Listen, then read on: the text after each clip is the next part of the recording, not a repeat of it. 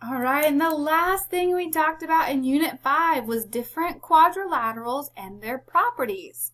And we had a bunch of file transfers for you to remember those properties, whether you use the foldable note or the file transfer, whatever. Just make sure that you look back over your properties of quadrilaterals. But to start off with, this first I can statement just says I can use the properties of quadrilaterals to identify polygons. Well, if we're given this picture or we're just given vertices and we graph it to get the picture, hopefully you can identify that that is a kite. Remember, a quadrilateral is just any four-sided figure, so that's not the best name. A parallelogram has to have opposite sides parallel, something like that. A trapezoid has exactly one side parallel, so something like that. And then a kite is exactly what we have on the board. You also need to know how to use those properties to solve problems. So in this one it says EBCD is a parallelogram.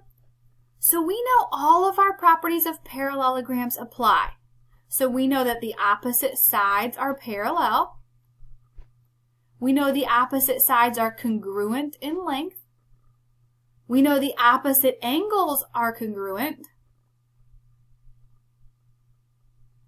And we know that the diagonals bisect each other. I'm trying to think if there's anything else. I think that might be it. Oh, we know the consecutive angles are supplementary. There we go. All right, so we know a lot about a parallelogram. But to start off with this problem, it just says, what is the measure of all the missing angles? So I know if B is 60 degrees, D is also 60 degrees. So I'll go ahead and write that one over here. The measure of angle D is 60 degrees.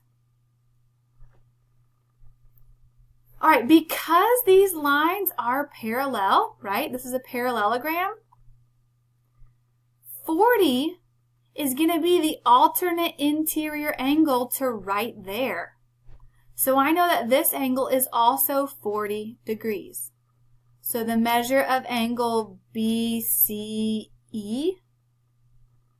my board seems to be frozen, there we go, is 40 degrees. And then I know that the consecutive angles have to be supplementary. So this angle, all of angle B and all of angle E have to add up to 180. But I don't know what this one is yet. So I could say 60 plus, I don't know, plus 40 has to equal 180. So if I combine my like terms, I get 100 plus x equals 180. And then if I subtract 100 from each side, I get that missing angle that I wasn't sure about is 80 degrees. So I'm going to write that over here. The measure of angle BEC is 80 degrees. And if that one is 80 degrees, let me go ahead and change colors here. This one is also 80 degrees because, again, those are alternate interior angles to see. These two lines are parallel. And so that one would also be, let's see, DCE would also equal 80 degrees. So there's all of our missing angles.